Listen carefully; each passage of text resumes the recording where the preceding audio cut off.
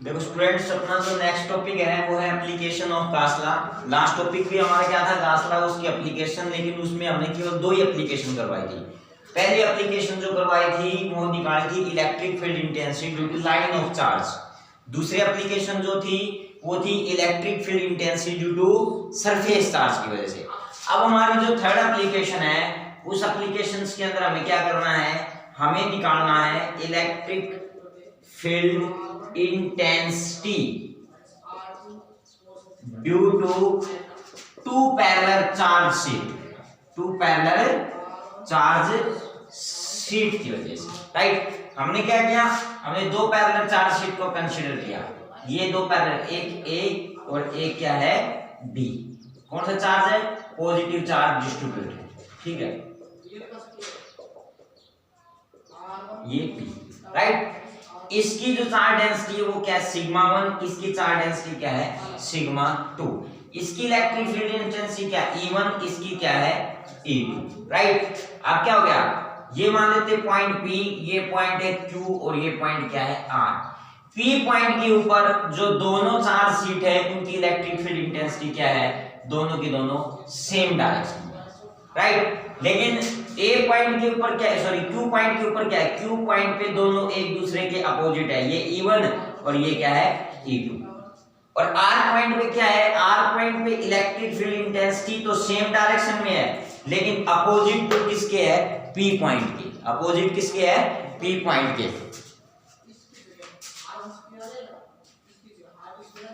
तो अब हमें क्या करना है, हमें इन तीनों पॉइंट के ऊपर अलग अलग पॉइंट, P पॉइंट पे भी, Q पॉइंट पे भी और R पॉइंट पे भी हमें क्या निकालनी है, इलेक्ट्रिक फील्ड इंटेंसिटी, राइट। अब हमें इलेक्ट्रिक चार्ज किसी सरफेस के द्वारा जो इलेक्ट्रिक फील्ड इंटेंसिटी E जो आएगी वो हमारी क्या थी, sigma upon 2 epsilon not R is equal to unit. तो हमने सबसे पहले क्या किया है इस डायग्राम में, सबसे पहले हमने कंसीडर किया है 2 charge sheet, consider two parallel charge sheet, right, having charge sheet sigma 1 and sigma 2 are the क्या है, सरफेस चार्ज डेंसिटी, क्या है, सरफेस चार्ज डेंसिटी ऑफ किसकी, A and B sheet, right, हो गया। अब हम क्या करते हो, एंड और क्या है, E1 और E2 क्या है, E1 and E2 are the electric field intensity है भाई, क्या है, इलेक्ट्रिक फील्ड इंटेंसिटी, किसकी इंटेंसिटी है, ऑफ द शीट, किसकी भाई, A एंड B की रेस्पेक्टिव, राइट। देखो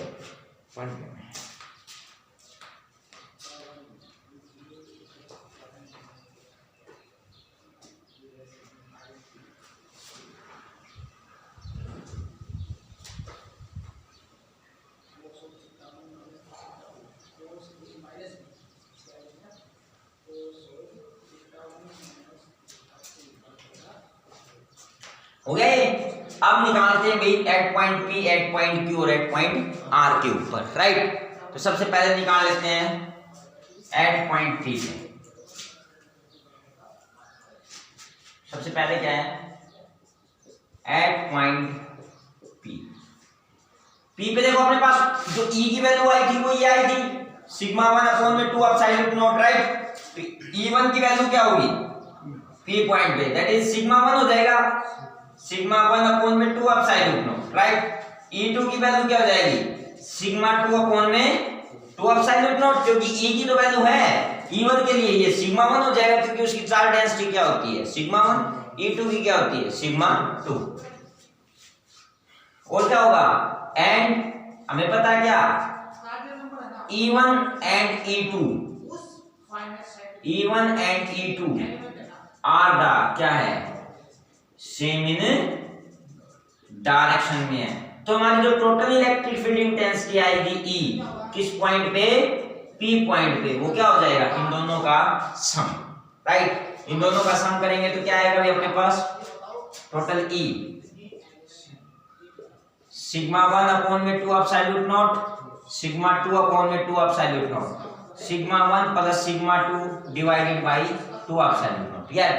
यदि सिग्मा 1 और सिग्मा 2 दोनों किसके के बराबर हो जाए, सिग्मा का बराबर, दोनों सिग्मा, तो ई की वैल्यू क्या हो जाएगी, यहाँ पे भी सिग्मा, यहाँ पे भी सिग्मा अपॉन में 2 एप्सिलॉन नॉट, तो 2 सिग्मा अपॉन में 2 से 2 कैंसिल, तो इलेक्ट्रिक फील्ड इंटेंसिटी की वैल्यू क्या होगी, सिग्मा अपॉन में एप्सिलॉन नॉट, राइट। ये हमारे पास क्या आ गई, वैल्यू किसकी, इलेक्ट्रिक फील्ड इंटेंसिटी की वैल्यू आ गई है, कहां पे आ गई है, एट पॉइंट पी। इसी प्रकार किस पे निकाल लेंगे, एट पॉइंट क्यू के ऊपर, और आगे किस पे निकाल लेंगे, एट पॉइंट आर के ऊपर।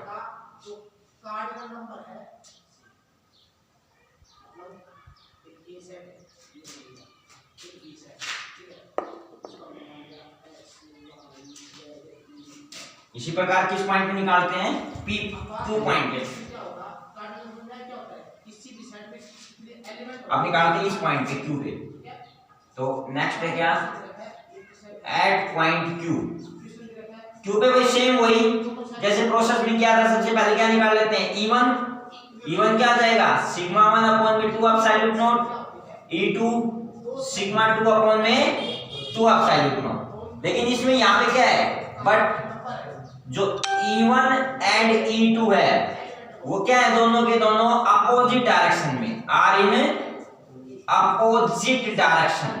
तो अगर ये दोनों अपोजिट डायरेक्शन में है तो टोटल E क्या हो जाएगा, E1 माइनस E2, E1 इस साइड है तो E2 इस साइड है, राइट। तो अब इनकी वैल्यू पुट कर देंगे, वैल्यू पुट की तो हमारे पास E किसके बराबर आ गया, sigma 1 upon 2 epsilon not minus sigma 2 upon में 2 एप्सिलॉन नॉट। तो इसका एलसीएम लिया क्या, 2 epsilon not, that is sigma 1 minus sigma 2, right. Same वही बात, इफ सिग्मा 1 और सिग्मा 2 दोनों किसके बराबर हो जाए, सिग्मा के बराबर, तो हमारे पास E की वैल्यू क्या आ जाएगी, सिग्मा माइनस सिग्मा अपॉन में 2 एप्सिलॉन नॉट, मतलब E इज इक्वल टू 0। इसका मतलब क्या हुआ, एट पॉइंट Q के ऊपर अगर दोनों electric field intensity opposite direction में होंगी तो जो टोटल इलेक्ट्रिक फील्ड इंटेंसिटी आएगी वो आएगी 0। क्या आएगी, 0, राइट। ये था एट पॉइंट Q के लिए।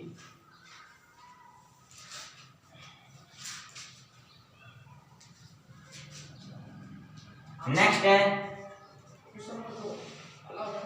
एट पॉइंट R के लिए।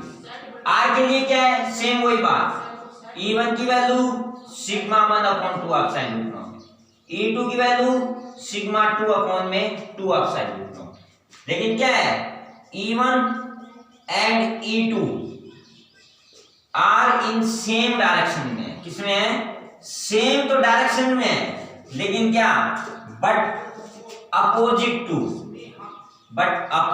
टू पॉइंट P से क्या है, अपोजिट। तो अब देखो हमारे पास टोटल जो इलेक्ट्रिक फील्ड इंटेंसिटी होगी सेम डायरेक्शन की तो होगी E1 प्लस में E2, और अपोजिट के लिए क्या कर दिया हमने, नेगेटिव। ये नेगेटिव साइन किसको इंडिकेट करता है कि जो P पॉइंट से ये क्या है, अपोजिट। तो अपोजिट है तो total electric field intensity E किसके बराबर आएगा, minus sigma 1 2 epsilon not sigma 2 upon में 2 एप्सिलॉन। मतलब इसका जो रिजल्ट आएगा वो सेम आएगा P पॉइंट के, लेकिन वो क्या आएगा, नेगेटिव। नेगेटिव क्या इंडिकेट करता है कि R पॉइंट अपोजिट है, इलेक्ट्रिक फील्ड इंटेंसिटी अपोजिट है P पॉइंट से, राइट। तो क्या होगा, ये माइनस सिग्मा 1 सिग्मा 2, एलसीएम क्या है, 2 epsilon not. If sigma 1 sigma 2 किसके बराबर हो जाए, सिग्मा के बराबर, राइट। तो हमारे पास जो E की वैल्यू आएगी वो क्या आएगी, minus that is sigma plus sigma, that is 2 sigma upon में 2 एप्सिलॉन नॉट, 2 से 2 कैंसिल, तो E की वैल्यू क्या आई, माइनस सिग्मा अपॉन में एप्सिलॉन, राइट। ये हमारी एप्लीकेशन थी, एप्लीकेशन ऑफ दास्ता की थर्ड एप्लीकेशन कि इलेक्ट्रिक फील्ड इंटेंसिटी को निकालना due to 2 parallel charge sheet की वजह से, राइट। नेक्स्ट एप्लीकेशन करते हैं भैया।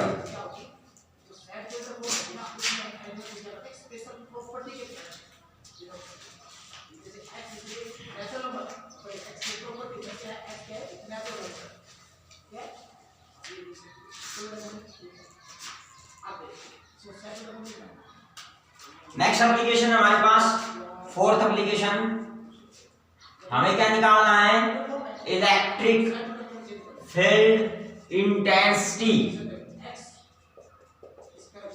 Due to uniformly charge spherical shell, charge spherical shell, right. इसकी वजह से हमें इलेक्ट्रिक फील्ड इंटेंसिटी निकालना है। तो हमने क्या किया भाई, हमने एक स्फेरिकल सेल को कंसीडर किया। ये एक स्फेरिकल सेल है जिसके सेंटर पे चार्ज कितना है, +q, और जिसकी रेडियस क्या है, राइट। अब हमने क्या किया, P एक पॉइंट है इस स्फेरिकल सेल से, P क्या है, एक पॉइंट एक स्फेरिकल सेल पे कितनी डिस्टेंस पे, r डिस्टेंस पे, राइट। तो सबसे पहले जो हमने किया है ना, सबसे पहले तो वही चीज लिख देते हैं, राइट। उसके बाद करते हैं, हमने सबसे पहले क्या, consider a uniformly charge spherical cell having radius कितना भाई, having radius r and charge कितना, +q। अब इस स्फेरिकल सेल के अंदर हमें 3 जगह पे इलेक्ट्रिक फील्ड इंटेंसिटी निकालनी है। सबसे पहले तो निकालनी है कि अगर पॉइंट कहां हो इस स्फेरिकल सेल से बाहर, तो ये मान लेते हैं P हमारा एक पॉइंट है r दूरी पे इस स्फेरिकल सेल से बाहर है, राइट। दूसरा क्या मान लेते हैं, कहां निकालनी है, ये पॉइंट बाहर की बजाय इस सरफेस के ऊपर हो, और तीसरा क्या है, ये पॉइंट सरफेस नहीं इस सेल के अंदर ही हो, तब इलेक्ट्रिक फील्ड इंटेंसिटी क्या होगी, ठीक है। तो सबसे पहले हम क्या निकालेंगे, ये तो स्फेरिकल सेल है जिसकी रेडियस r है और चार्ज कितना है, +q। तो इसका सबसे पहला केस करते हैं। पहला केस क्या है, when point lies outside the spherical shell. मान लेते हैं ये पॉइंट इस स्फेरिकल सेल से यहाँ पे है, तो यहाँ पे है तो हमने क्या किया, यहाँ से एक स्फीयर ड्रा कर दिया, ठीक है, जिसका ds क्या है, स्मॉल सरफेस एलिमेंट है, ठीक है, और r क्या है, n क्या है, यूनिट वेक्टर, राइट। तो सबसे पहला केस क्या है, case first, when point P lies on the outside the sphere, right? When point lies outside the sphere, when point lies outside the sphere, देखो जब अगर P पॉइंट इस स्फीयर से आउटसाइड होगा तो इसका मतलब जो स्मॉल r है वो ग्रेटर देन क्या होगा, कैपिटल R। मतलब ये जो रेडियस r है वो ज्यादा है किससे, रेडियस ऑफ स्फेरिकल सेल से, हो गया। तो हमने क्या किया, इस P पॉइंट से एक ड्रा किया, क्या, सॉरी यहां पे लिख दिया हमने, let P is any point है एट डिस्टेंस r, वो पॉइंट है कितनी डिस्टेंस r, जहां पर वेयर, इसी पॉइंट पे हमने क्या करना है, determine the electric field intensity, determine the electric field intensity, right. मान लेते हैं और क्या है, दैट यहां पे ds क्या है, ds is the small surface element है, क्या है, स्मॉल सरफेस एलिमेंट। n क्या है, n is the unit vector है, n is the unit vector. अब हमने क्या किया, एक स्फीयर किया, ड्रा ए स्फीयर, किसकी वजह से, थ्रू द पॉइंट P की वजह से। Now draw a sphere through the point P as Gaussian surface, right. ये इसकी थ्योरी थी भाई, इस पॉइंट से P हमारा पॉइंट कहां है, स्फीयर के आउटसाइड, ठीक है। अब करते हैं भाई, अब हमें यहाँ पे क्या निकालनी है, इलेक्ट्रिक फील्ड इंटेंसिटी। तो देखो कैसे निकालेंगे इलेक्ट्रिक फील्ड इंटेंसिटी, सबसे पहले क्या निकाल लेते हैं, इलेक्ट्रिक फ्लक्स निकाल लेते हैं, ठीक है। तो सबसे पहले निकालते हैं now electric flux through the Gaussian surface. हमारे पास जो इलेक्ट्रिक फ्लक्स होगा phi e किसके बराबर होगा, that is E n ds के बराबर, राइट। और हमने पहले बताया क्या, जो इलेक्ट्रिक फील्ड इंटेंसिटी है और यूनिट वेक्टर है, सॉरी जो डी, हाँ इलेक्ट्रिक फील्ड इंटेंसिटी, यहाँ पर जो इलेक्ट्रिक फील्ड इंटेंसिटी और यूनिट वेक्टर है वो क्या है, सेम डायरेक्शन में। मतलब क्या, और क्या लिख सकते हैं, phi e ds cos theta, but जो थीटा है वो कितना है यहाँ पे 0 डिग्री है, क्या है 0, तो cos थीटा cos 0 कितना हो जाएगा 1, तो 1 हो गया हमारे पास। तो इलेक्ट्रिक फ्लक्स किसके बराबर हुआ, E हमने बाहर ले लिया, ये किसके बराबर हुआ ds, और ds का जो इंटीग्रेशन होगा क्लोज सरफेस इंटीग्रेशन होता है वो कितना होता है 4 pi r स्क्वायर, राइट। तो हमारे पास जो इलेक्ट्रिक फ्लक्स आया है यहाँ पे वो कितना आया है, वो हमारे पास आया है phi e is equal to E dash 4 pi r square, right. Equation number first. Next क्या होगा इसमें, अब हमें किसका यूज करने का, गास लॉ का यूज करना है।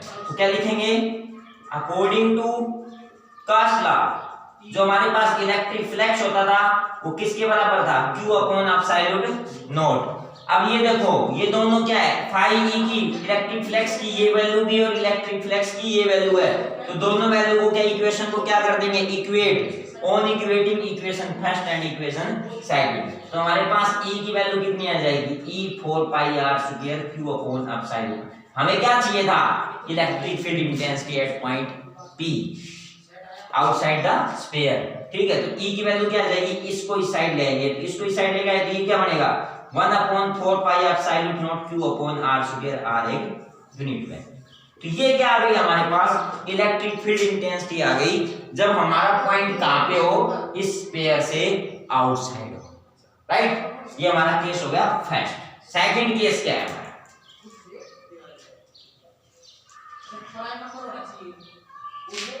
केस सेकंड है हमारे पास, when point lies on the surface of sphere, surface of sphere. तो ये हमारे पास था क्या था, स्फीयर, इसकी रेडियस क्या थी r, चार्ज क्या था q, अब पॉइंट क्या है इस सरफेस के ऊपर यहीं पे। इसका मतलब क्या है, r is equal to r, right. वो हमने कौन सी इक्वेशन, लास्ट जो रिजल्ट आया था वो हमने इक्वेशन नंबर 3 मान ली थी, ठीक है। तो क्या कर लेते हैं, इक्वेशन 3 बिकम्स, वापिस यूज करेंगे तो E की वैल्यू क्या आ जाएगी 1 upon 4 pi epsilon not Q upon में r स्क्वायर, r एक यूनिट वेक्टर।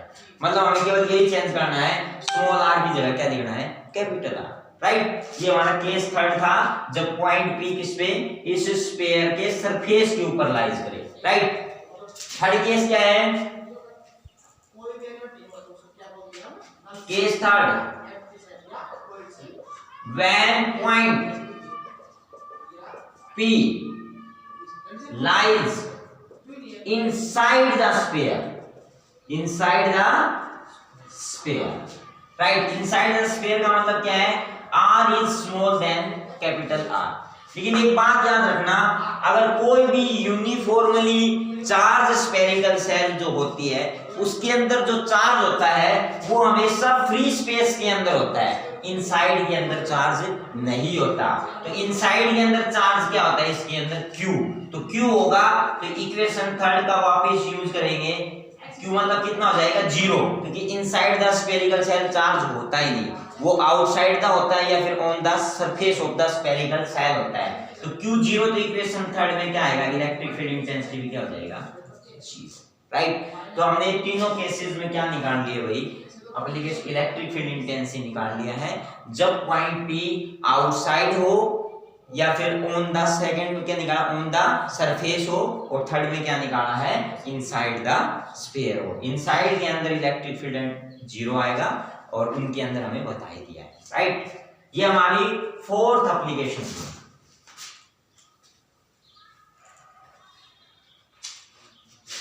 हमारे पास नेक्स्ट है फिफ्थ एप्लीकेशन।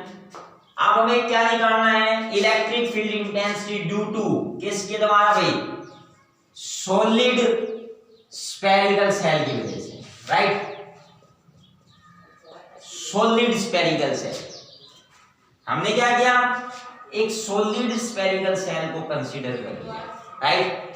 सेम वही बात, और जिसका रेडियस क्या है r, ठीक है। हमने क्या किया, consider a solid spherical shell having radius, radius क्या है उसका r, राइट। अब इसके अंदर भी क्या है, 3 केसेस है। पहला केस क्या है, जब इससे पॉइंट P क्या हो आउटसाइड, कितनी इसकी रेडियस कितनी है r, राइट। मान लो इससे भी पॉइंट P, ये जो P पॉइंट है स्फेरिकल से क्या हो आउटसाइड, जिस तरह जिसमें पहली एप्लीकेशन में केस था, केस वही रहेंगे सेम तीनों की तीनों। तो पहला केस है ये, when point lies outside the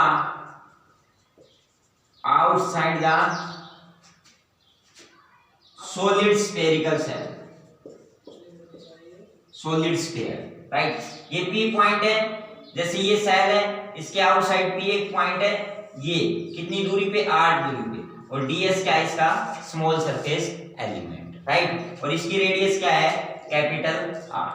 आगे समझ में, तो हमारे पास जो रिजल्ट आएगा वो बिल्कुल सेम आएगा जो हमारे पास अभी यूनिफॉर्मली चार्ज स्फेरिकल सेल के अंदर।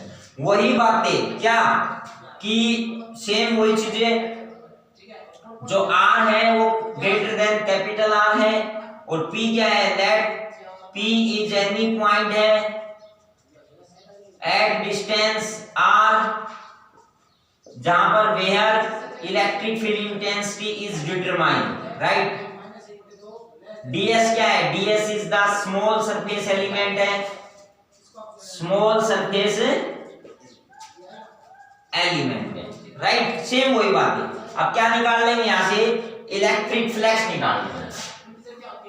अब इलेक्ट्रिक फ्लक्स क्या आएगा, ये और ये सेम डायग्राम है। इलेक्ट्रिक फ्लक्स क्या आएगा, electric flux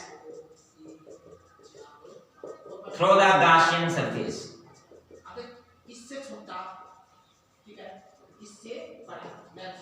through the Gaussian surface. Electric flux same E, that is E and ds, E ds cos theta, theta कितना 0, क्यों, ये जो ds है और यहाँ पे इलेक्ट्रिक फील्ड n, ये यूनिट वेक्टर बोल दो, चाहे n और e बोल दो, चाहे ds और e, ये सब क्या है, सेम डायरेक्शन में है। जो n यूनिट वेक्टर है और इलेक्ट्रिक फील्ड इंटेंसिटी जो E है, ये क्या है, सेम डायरेक्शन। सेम डायरेक्शन मतलब थीटा इज 0, तो cos theta cos 0 that is equal to 1, right, that is equal to 1, right. तो ये बोल सकते हैं ds और n है वो भी क्या है, सेम डायरेक्शन के अंदर, ठीक है। इन दोनों के बीच में भी थीटा कितना है 0, तो हमारे पास इलेक्ट्रिक फ्लक्स क्या है E, दैट इज ds, और ds की वैल्यू हमारे पास आई थी 4 पाई r, राइट। इसी प्रकार same according to Gauss law, जो इलेक्ट्रिक फ्लक्स था वो किसके बराबर हो गया, q अपॉन एप्सिलॉन नॉट। ये इक्वेशन फर्स्ट और ये इक्वेशन सेकंड, दोनों इक्वेशन को इक्वेट करेंगे। On equating equation number first and equation number second, equate करने के पास E की वैल्यू क्या आएगी, E 4 pi r square q upon epsilon not, और E इज इक्वल टू क्या 1 upon 4 pi epsilon not q upon r square, r एक unit vector, right. ये same result आया है जो कि हमारे पास यूनिफॉर्मली चार्ज शीट के अंदर था। सेकंड केस क्या है इसका, case second, when point P कहां पे हो, पॉइंट P, ये पॉइंट P यहां पे हो, कहां पे हो, यहां पे, राइट। तो मतलब when point P lies on the surface of sphere, right, solid sphere लिख सकते, मतलब small r is equal to capital R। तो यहाँ पे क्या हो जाएगा, इक्वेशन थर्ड की वैल्यू क्या होगी, इक्वेशन थर्ड बिकम्स क्या आ जाएगी भाई, E 1 upon 4 pi epsilon not q upon में कैपिटल R स्क्वायर, R एक यूनिट, राइट, हो गया ना। थर्ड पॉइंट क्या है? Case third, when point lies inside the solid sphere, ये हमारा एक सॉलिड स्फीयर है, हमारा पॉइंट जैसे ये सेंटर था, ठीक है। अब पॉइंट क्या है? P, ये यहाँ पे लाइज कर रहा है, ठीक है। इसकी रेडियस कंप्लीट क्या थी R। अब हमारा पॉइंट P लाइज कर रहा है, तो इसके अंदर क्या करेंगे? एक स्फीयर करेंगे ड्रा, जिसकी रेडियस क्या है? R। इसका मतलब यहाँ पर जो R है वो क्या है? Small than capital R, right. अब सॉलिड स्फीयर के अंदर क्या मान लिया? इसके ऊपर हमारा जो चार्ज है वो क्या मान लिया? Q dash. लेट माना Q dash is the effective charge. क्या है? इफेक्टिव चार्ज किसके अंदर? इनसाइड द सॉलिड स्फीयर के अंदर, inside the solid sphere, right. Now जो हमारा इलेक्ट्रिक फ्लक्स होगा इसके अंदर, electric flux through the Gaussian surface, through the Gaussian surface, वो किसके बराबर आया था? Electric flux that is E dash 4 pi R square, same वही मान, राइट। अकॉर्डिंग टू गासला जो इलेक्ट्रिक फ्लक्स है यहाँ पे किसके बराबर आएगा? Q डैश अपॉन में एप्सिलॉन नॉट, क्योंकि Q डैश क्या है इसके अंदर? Effective charge. मान लेते हैं इफ, यदि जो रो है इज द क्या है? Surface charge, sorry charge density किसकी? ऑफ स्फीयर की, किसकी है? स्फीयर की। दैट इज क्या होती है? Charge per unit volume. क्या होती है?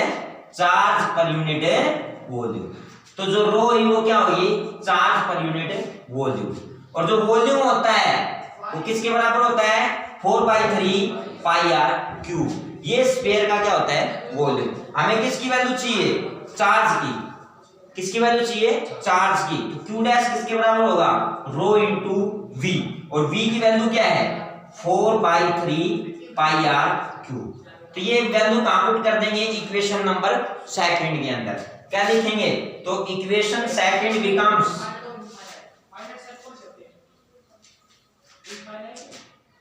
इक्वेशन सेकंड बिकम्स, जो इलेक्ट्रिक फ्लक्स आ गया वो कितना आ गया? रो इंटू 4/3 पाई R क्यूब अपॉन में एप्सिलॉन नॉट, राइट। ये क्या थी? इक्वेशन सेकंड थी ना। तो अब दोनों इक्वेशन को on equating equation first and second, electric flux की वैल्यू क्या रखेंगे? E 4 पाई R स्क्वायर रो इंटू 4/3 पाई R क्यूब अपॉन में एप्सिलॉन नॉट।